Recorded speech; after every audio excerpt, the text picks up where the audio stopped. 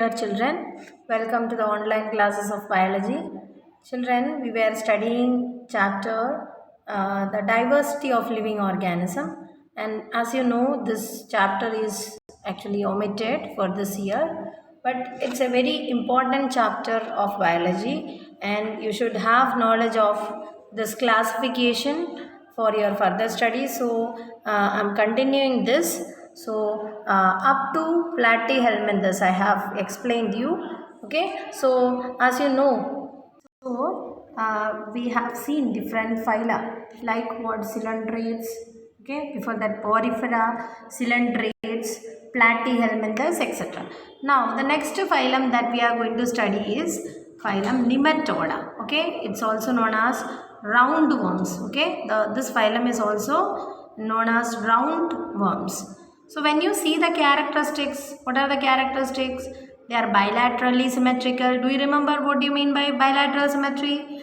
The body can be divided into two equal halves only through a single plane. Okay. Then they are triploblastic.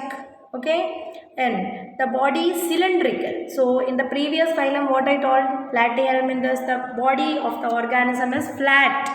But here you can see the body is round in shape. Okay, round or cylindrical body you can see. Okay, and they are having tissues but there is no organs. Okay, so and you can see the coelom is pseudocoelom. Do you remember what is pseudocoelom? That is, I told the organisms can be divided into different groups like coelomates, acoelomates, etc. Acoelomates means if there is no cavity, then between where? Between the body wall and the gut or the alimentary canal, then it is known as acoelomates. Coelomates means what? The cavity is there, coelom is there, but it is not lined by the mesodermal tissue. What do you mean by mesodermal tissue? The tissue means I told in embryonic stage there are three different germinal layers. What are they? Ectoderm, endoderm and mesoderm. So mesoderm is absent, or if it is not lined continuously in the cavity, then that kind of coelom is known as pseudocoelom. So the presence of pseudocoelom is an important feature of what? Phylum Nematoda. Okay, so there are many organisms which are familiar as parasitic forms. Okay, like have you heard about elephantiasis? Have you heard about hathi-puff? So that is known as what? Elephantiasis. Understood? Or filariasis. So the worm that causes elephantiasis is belonging to this. Okay. Then the worms which are found in our body, intestine as parasites like roundworms, pinworms, etc. are examples of what? Nematoda, phylum Nematoda. Okay, see examples are what? Ascaris, Wuchereria. Okay, Wuchereria. Understood? And then what? Ascaris. These are examples of what? Nematoda. Their body, you see, it's cylindrical or it is round in shape. Okay, so they are also known as what? Round worms. Is it clear? They are also known as roundworms. So what are the characters of nematodes? They are cylindrical in shape, bilaterally symmetrical, triploid. Okay, then they are having what? Pseudocoelom. Coelom is present, but it is not lined uniformly by mesodermal tissues. Okay, and many of the organisms coming under this are parasitic. Okay, parasitic forms are of worms are there.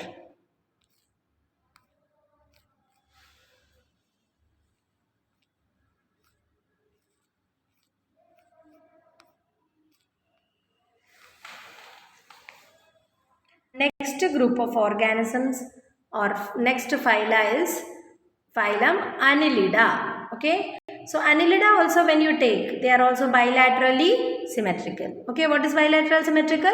The body can be divided into two equal halves only through a single plane. Triploblastic. Triploblastic means they are having three germinal layers. What are the three germinal layers?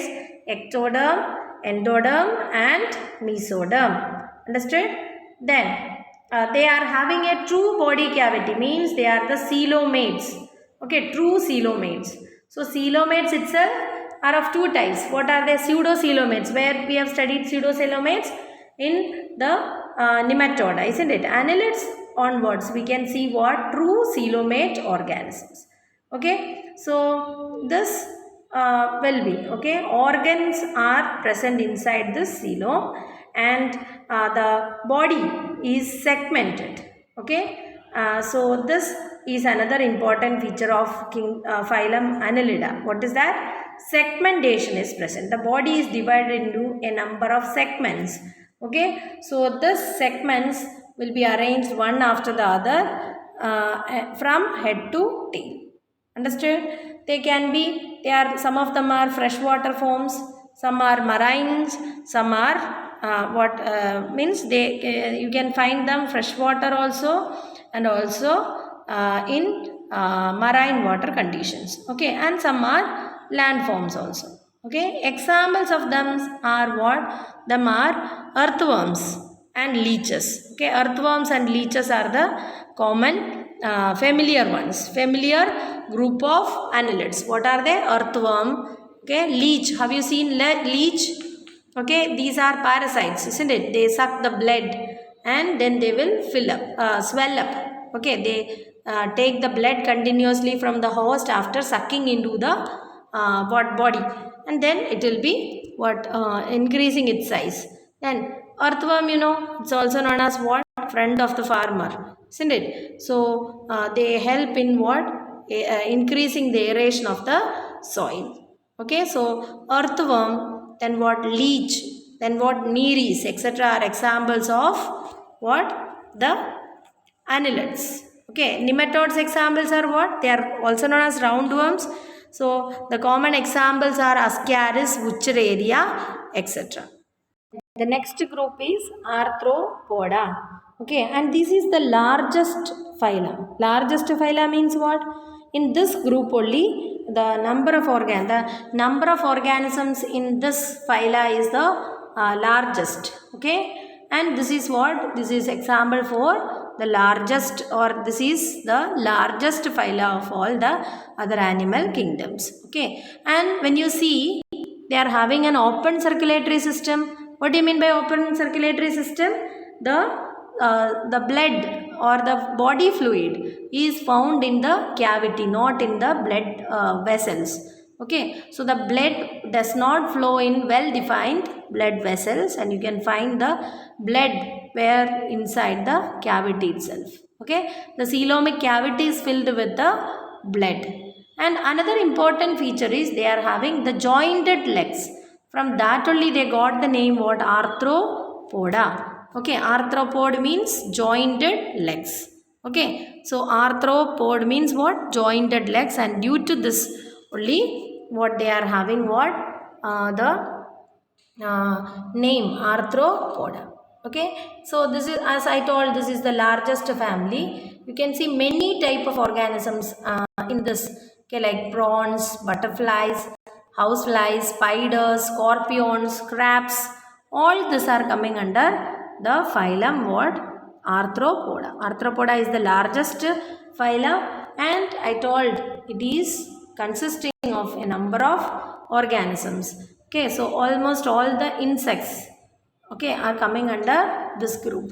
There are lot of economic importance of also for this phylum, because many of them are economically means important, like Apis. Okay, that is the honeybee. They gives honey, isn't it? Then there are silkworms that give silk, and there are many organisms that act as the vectors of many diseases. Like what? Mosquitoes are there which help, okay, or which act as the vectors which spread the disease from the one organism or one infected person to a healthy person. So like this, they are very important. Okay, this phyla is very important in both the ways. They are useful also, and sometimes they cause what? Harm to the human race also. Okay, so likewise Arthropoda is the largest phylum. Okay, then comes phylum Mollusca. Okay, so when you see about the phylum Mollusca, bilateral symmetry you can see, and the coelomic cavity. What is coelom? The cavity between the body wall and the gut. Okay, and this is also reduced, and they shows little segmentation. Segmentation is less. Okay, and here also you can see an open circulatory system. What do you mean by open circulatory system? Where the blood is found not in any blood vessels, they are found in the cavity. Okay, and they are having kidney like organs for the excretion. Okay, so kidney like organs are there which help in the excretion process, and the body is having a food which is membranous. Have you seen snail and all? Okay, how the snail moves with the help of a membranous structure, that is known as foot. Okay, and with the foot only they can move. With the movement of this membranous foot, they can move from one place to another. Examples of them are octopus, pila, okay, unio, etc. Understood? So these are examples of what the molluscans. So octopus you might have heard, isn't it? So these are the important features of, and most of the members of mollusk, they are having what? A shell. A shell will be carried by them wherever they go. Okay, when they get disturbed, their body will be withdrawn into the shell. And some are there which are not having any shell, like what? Our octopus. And snails are having what? The shells. Okay, so these are the characteristic of what?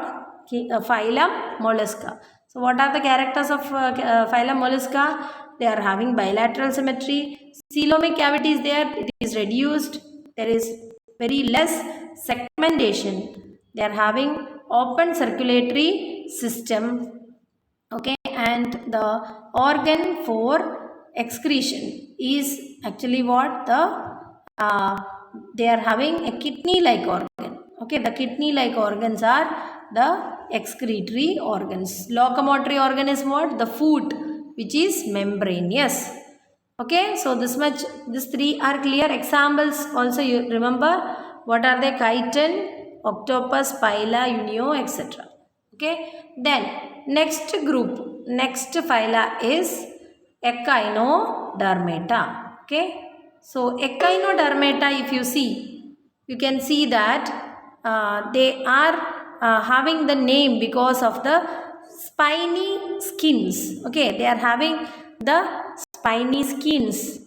Okay, they are marine animals, and they are having what? Triploblastic, and they are triploblastic, and they are having a coelomic cavity. Okay, then they are having a peculiar water driven system. Okay, water canal system through which water moves around, and there are tube feeds, okay, through which they can move. Understood? Then they are having what? A hard calcium carbonate skeleton. Okay, skeleton is there which is made up of calcium carbonate. Examples of them are, okay, the most common one, that is the starfish. Okay, starfish. And you see what is the symmetry of the starfish? Starfish symmetry is radial symmetry, isn't it? What is radial symmetry? You can cut the organism into two halves through any plane that is going through the center. So this is actually a primitive character. We have studied that which character is more important or advanced bilateral symmetry. But still they are adults. Okay, means when the starfish is getting matured, they shows what? Radial symmetry. And but in the larval stage, okay, the starfish, okay, they are having a indirect development, means there are larval stages. So in their larval stages you can see the bilateral symmetry. Understood? So only many of the characters are primitive, but still when we consider other characters, they shows what? The which type of character? They shows the advanced character. Understood? So examples of them are sea urchins, okay, stars. Understood? Then what? Feather star, sea cucumber, all these are coming under echinodermata. Okay, so today's portion, is it clear to you? I have explained you about different phyla, like what I have explained you about the Annelida, before that Nematoda, then Annelida, isn't it? And then I have also explained you about the Arthropoda, okay, and then Mollusca, okay, will be there. Okay, after that you will be learning about the echinodermata. Okay, so all these are what? Different phyla. You can compare the characteristics of them, so that you will understand how the organisms are getting evolved. Okay, so if you see, if you compare the different systems, okay, you can find that as we go from lower phyla to the higher phyla, okay, the organisms complexity or the organ systems are getting more evolved. Understood? So like this, you remember one phyla, and you have to remember one organism, okay, a typical organism belonging to that, so that it will be easy for you to remember the things. By remembering the characteristic of that particular organism, we can remember. Understood? So all this we have to keep it in mind for your knowledge. And as I told, this chapter is not going to come for your examination as it is removed, but it is very important, because when you go for what higher studies, or in the next class also, that is in 10th class also, some of the characters you should means some of the things are there where will referring the different phyla, so you should remember all that. Understood? So please go through the textbook also, and then you will be able to understand the things properly. Okay, thank you.